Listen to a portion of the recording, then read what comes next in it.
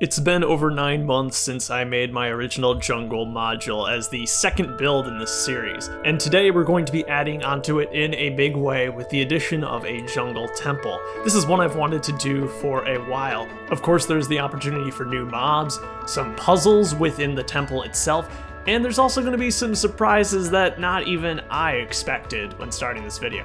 Let's get to building this thing.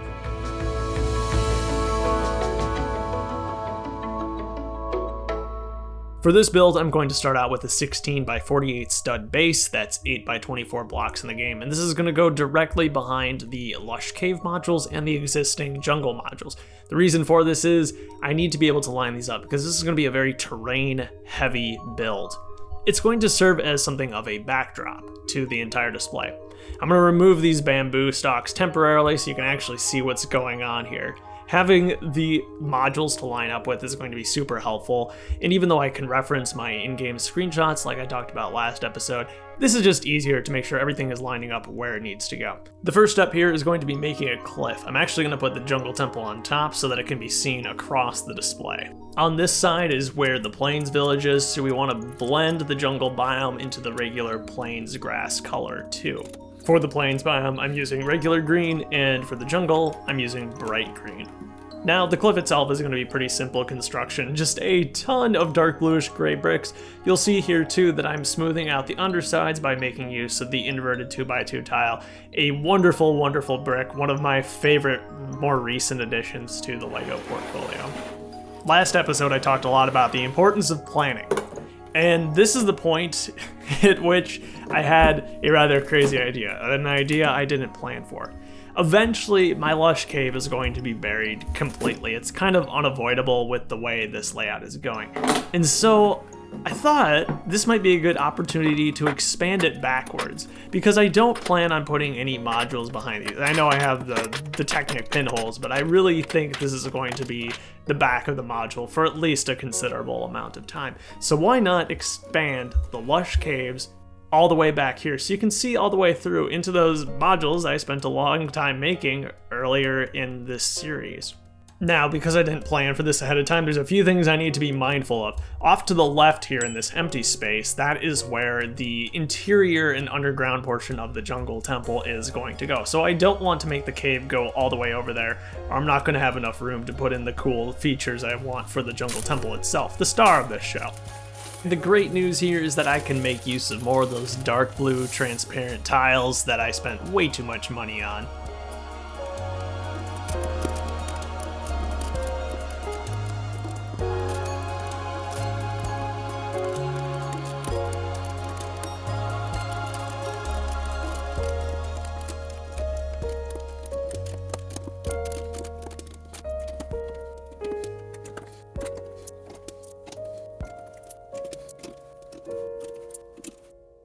Because this wasn't in the original plan for the module, I'm really kind of winging this one. Thankfully, I have the previous Lush Cave modules to reference, which are working out just fine. All the blocks have already been established in their LEGO form, so I don't have to reinvent the wheel here by any means.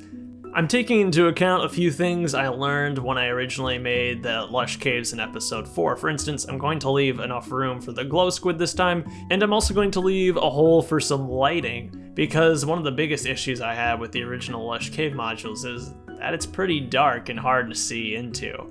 The extra space is going to give the axolotls some room to breathe, and they'll be a little more evenly spread out, which is great. Undoubtedly, building stuff like this eats up a ton of bricks, especially when it's bricks I wasn't planning for. That can be a little stressful, but I think the amount of value this adds to a module is huge. It really helps tell the story of this world and makes it so much more interesting to look at. I'll also add the player skin that was included in the Skeleton Dungeon set from this past year. It's one of my favorite new skins that they've made, and I love populating my world with these guys. I've finished making all the modifications I need to that front Lush Cave module so I can put the jungle/desert bit back on top. This, of course, will continue to help me make sure things align all the way through. I really love this addition. I think it's going to turn out great. And all I need to do is the hard part now, which is getting the roof on top of this. I'm going to pull a trick I used in the Dripstone Cave episode, which is building the ceiling upside down.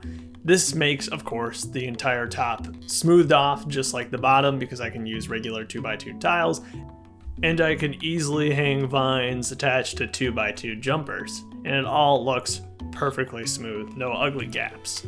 It's going to fit easily into place here, same thing as the dripstone cave.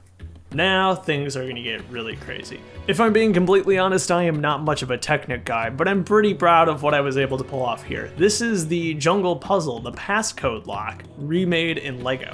So what you can see here is that I have 3 different levers that engage the lock in some way. If they are in the wrong configuration, the lock will not open. You can see here in the back that I've used the rubber pieces to actually get a more satisfying switch motion rather than just moving them up and down. They lock into place at the top and the bottom. And you can see on the inside here that these locks either engage or disengage the turning part of the mechanism. If they are all disengaged, it can turn and the door will slide open, revealing behind it a treasure chest, which I'm sure is filled with amazing loot like rotten flesh and bones. Thankfully, I left just enough room to place this right besides the lush cave and behind the cliff. I'll lock up those levers too to make sure no one gets my treasure of rotten flesh and bones. The next step is going to be finishing off the terrain for this build. We need a solid foundation to place the rest of the jungle temple on top of, and I also want to add one more jungle tree. Finishing off the cliff here means I can cover up the very non-Minecraft looking gears and Technic mechanisms I have in place. In the front, I'm going to start making some cobblestone, as that is the primary building block of the jungle temple. So you'll see some light bluish gray mixed in with the dark bluish gray all over the place. With the cliff in place now, I can put back those bamboo, but I did notice it's terribly dusty, so I was able to bring out this. This is a gift from my fellow LEGO Masters contestant, Moto. He gave it to me at a convention, and it's great stuff. It's basically this weird blue gel that picks up dust like nobody's business. It's absolutely great for getting in cracks in small places, in between studs, and all things like that. If you're looking for a good dusting solution, I would definitely recommend this stuff. It's great for cleaning off kits, mocks, and even minifigures too. And calm down, I wasn't sponsored to say that. This is actually legitimately good stuff given to me by a friend. So if you can find it, definitely make use of it. It's good stuff. Now, before I get any further on the terrain, I need to think a little harder about this lighting situation. The best place to store a battery box is obviously underneath the jungle temple because there's a bunch of hollow room under there. So I'm going to use one of these 6x8 trans yellow plates to get a more yellowish look to the lighting taking place in the lush cave.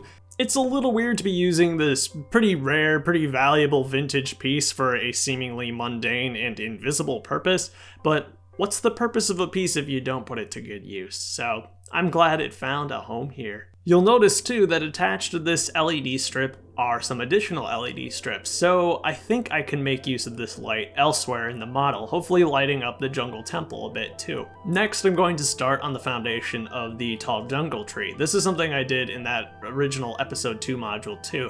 Because these things are so top heavy, I tried to Technic them into the ground, having some Technic lift arms going all the way up through the trunk into the leaves so that they physically cannot be knocked over. There's a reason that LEGO makes use of Technic in all of their large, like, Star Wars models. Technic plus system is just a very, very strong combination, and when they work together, you can make your models nearly indestructible. Obviously, a technique like this is going to add some complications to the building of the tree, as you'll see later, but it's definitely worth the time and effort, rather than picking up the sad remnants of the reddish-brown bricks that would otherwise smash to the floor if I didn't do this properly.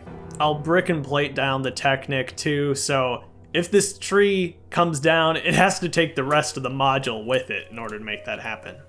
And, ladies and gentlemen, it is now sweet, sweet tiling time.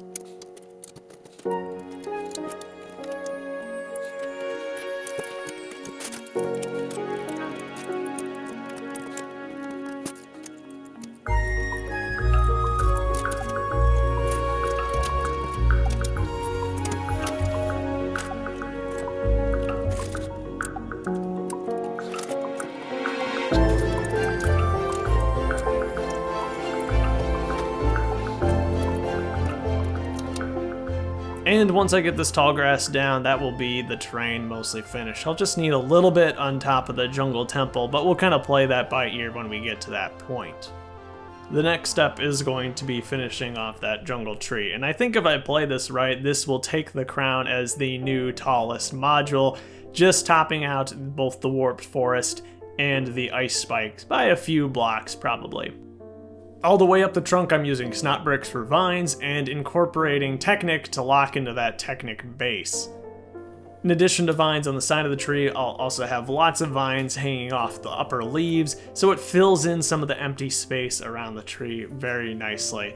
And you really can't have enough green in a build like this, right? Next, I'll plate off the top of our jungle basement so we have a nice foundation to work with as we build up the rest of the temple. Notice I've left a small hole for the wires for our lights too. We'll have to work around those as we continue to build. A little artistic addition I'm going to be putting in here are these glazed terracotta blocks from the Ice Castle set. I want this display to really highlight all the specialized pieces that LEGO has produced for this theme, and this just seems like a great place to put them. I love the contrast of the purple and the dark bluish gray, and of course that with the green too. Plus, because of the way the jungle temple is designed in even segments, it centers really nicely on the floor. The temple's construction here is simple enough, but the incorporation of mossy cobble and regular cobblestone accents with the olive green and the light bluish gray 1x1 tiles makes this a very slow going process. I also am taking tremendous care to make sure everything is tiled off exactly where it needs to be when possible,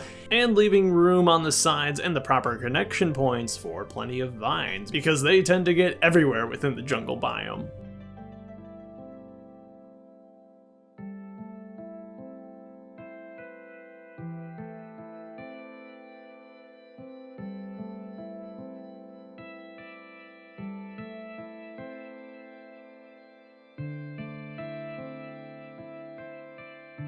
After an hour or so, the highlight of this build is complete. The jungle temple here on top of the cliff is looking pretty great.